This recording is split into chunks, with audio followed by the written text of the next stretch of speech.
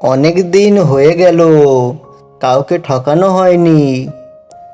বেশি দিন আবার কাউকে ঠকানো না হলে জীবনটা কেমন বেকার বলে মনে হয়। কাকে যে ঠকাই।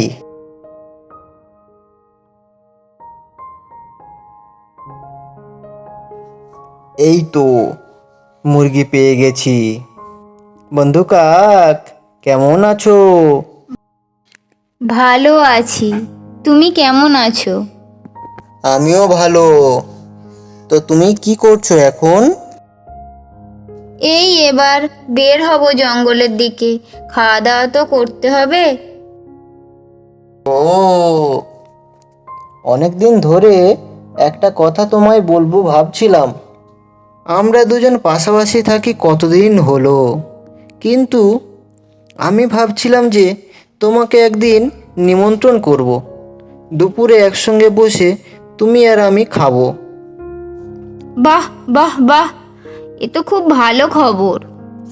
হ্যাঁ বন্ধু কাক, তাহলে কাল দুপুরে তোমার নিমন্ত্রণ রইলো। ঠিক আছে বন্ধু, আমি অবশ্যই যাব।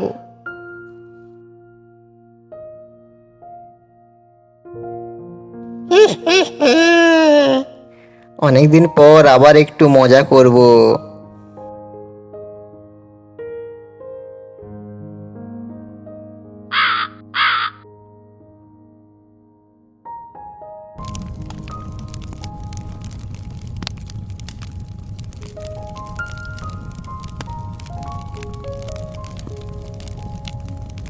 বন্ধু শিয়াল, আমি এসে গেছি। তোমার খাবার কি প্রস্তুত?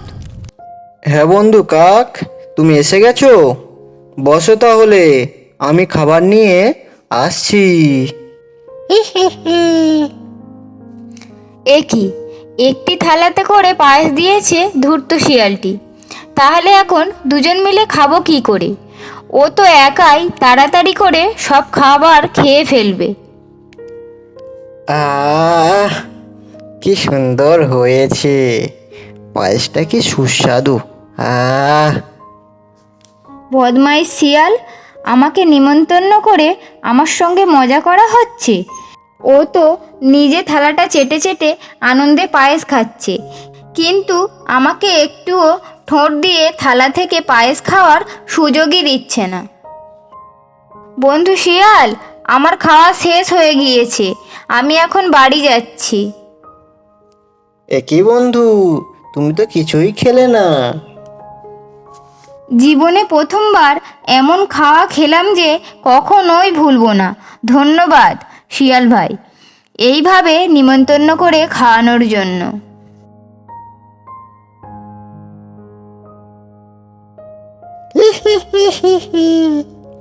বোকা কাকটা মনে হয় বেজায় চটে গেছে। ভালোই হয়েছে।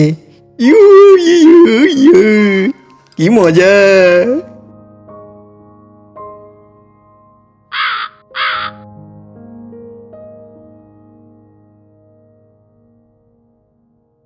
এমন অপমান জীবনে কখনোই হয়নি।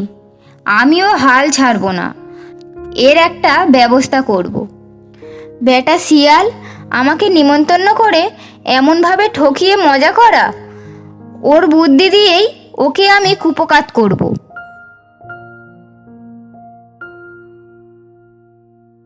শিয়াল ভাই, তুমি তো আমাকে খাওয়ালে, এবারে তোমাকে আমার খাওয়ানোর পালা।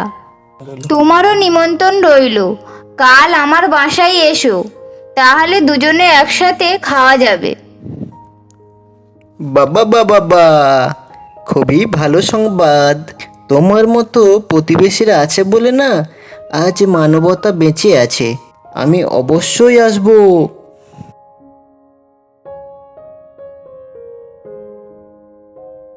কি মজা, কি মজা। বিনা পয়সায় ভোজন করতে কার না ভালো লাগে। আগের দিনের মতো আমি চেটেপুটে সব খাবার একলাই খেয়ে নেব। কাককে খাওয়ার সুযোগই দেব না। কাকের বাড়িতে তো চলে এলাম। বাহ, ভিতর থেকে তো খুব সুন্দর সুগন্ধ আসছে। আজ মনে হয় খাবারটা জোরদার হবে। কাক ভাই, আমি এসে গিয়েছি, তাড়াতাড়ি খাবারটা নিয়ে এসো। হ্যাঁ বন্ধু, আসছি, তুমি একটু বসো। নাও, চটপট খাওয়া শুরু করো। এ কি, এ তো পুজোই করে খাবার এনেছি দেখছি। খাবো কি করে? ব্যাটার মনে মনে এত পেঁচ। নাও নাও, তাড়াতাড়ি খাওয়া শুরু করো। খুব সুন্দর হয়েছে খাবারটা, কি সুস্বাদু আর সুগন্ধ। আহা, মন যেন ভরে গেল। পাজি বদমাইশ, কি ভাবলাম আর কি হচ্ছে। এত সুস্বাদু খাবার চোখের সামনে পেয়েও খেতে পারছি না। আমার খুব শিক্ষা হয়েছে, আর কখনোই অন্যকে ঠকাতে যাব না। বন্ধুরা, এই গল্প থেকে আমরা কি শিখলাম? যে অন্যকে ঠকালে নিজেকেও ঠকতে হয়।